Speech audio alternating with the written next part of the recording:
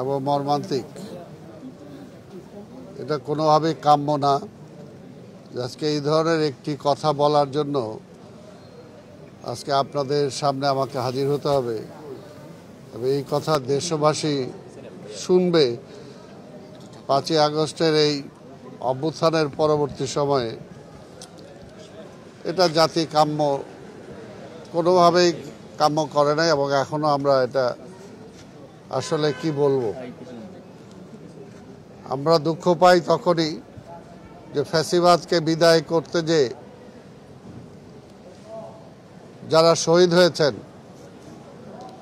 যাদের রক্ত দিতে হয়েছে,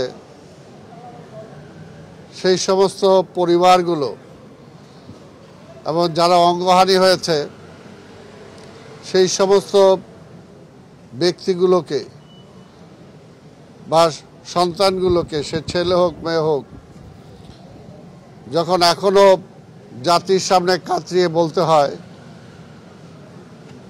যে আমার চিকিৎসার সুযোগটা চাই,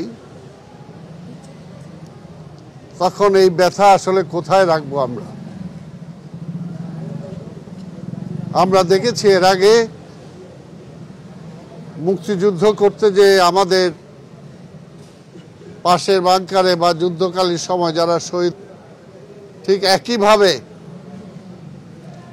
যারা মুক্তিযুদ্ধকে নিয়ে ব্যবসা করেছে,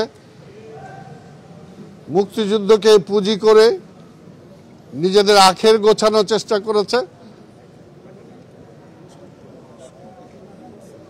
তাদের সময় আমরা দেখেছি যে পঙ্গু মুক্তিযোদ্ধারা কিভাবে জীবন যাপন করেছে এবং বিভিন্নভাবে সরকার সহ বিভিন্ন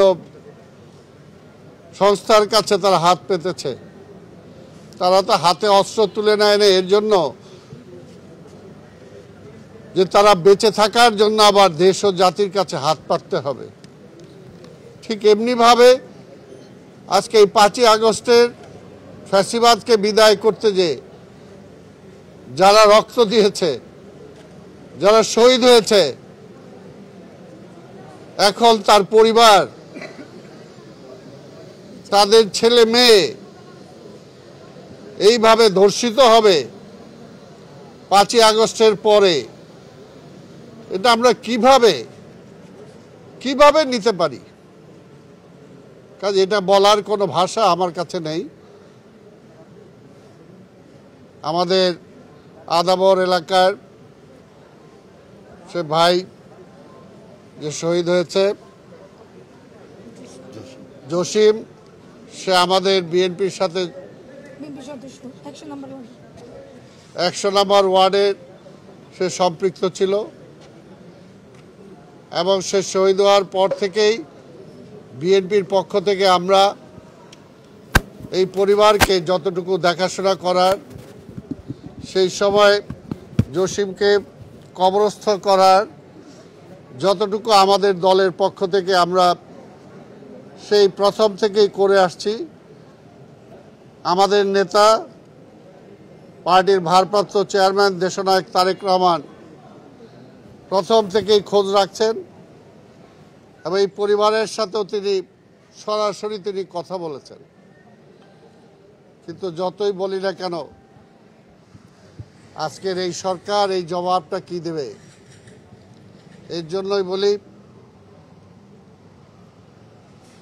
আসলে এটা বলার কোনো ভাষা নাই। শুধু এটাই বলবো, আর কেন লামিয়া যাতে এইভাবে নিজের লজ্জা ঢাকার জন্য নিজের গলায় ফাঁস না নিতে হয়, নিজের জীবন দিতে না হয়, সেটা অন্তত এই সরকার যে কয়দিন আছে সেটা নিশ্চিত করুক। এর চেয়ে বেশি আর কি বলবো? বলার কিছু নেই। আর যদি তারা এইটুকু দায়িত্ব পালন না করতে পারে, তাহলে অবশ্যই আমরা বলবো যে একটা দ্রুত একটা নির্বাচন দিয়ে একটা নির্বাচিত সরকারের কাছে দায়িত্বটা ছেড়ে দেখ, তাহলে অন্তত একটা জবাবদিহিতা থাকবে। আজকে এই সরকারের তো কোনো জবাবদিহিতা নেই। তা আমি আবার দেশবাসীর কাছে বলবো যে তার আত্মার মাগফিরাত কামনা করে যাতে সবাই দোয়া করে, আল্লাহ যাতে তার বাবাকে শহীদি মর্যাদা দেন এবং এই কন্যা সন্তানকে তাকেও যাতে কবর আযাব মাফ করে বেহেশত নসিব করেন। আজকে আল্লাহর দরবারে এই ফরিয়াদ করা ছাড়া আসলে আমার আর এই মুহূর্তে কিছু বলার নেই।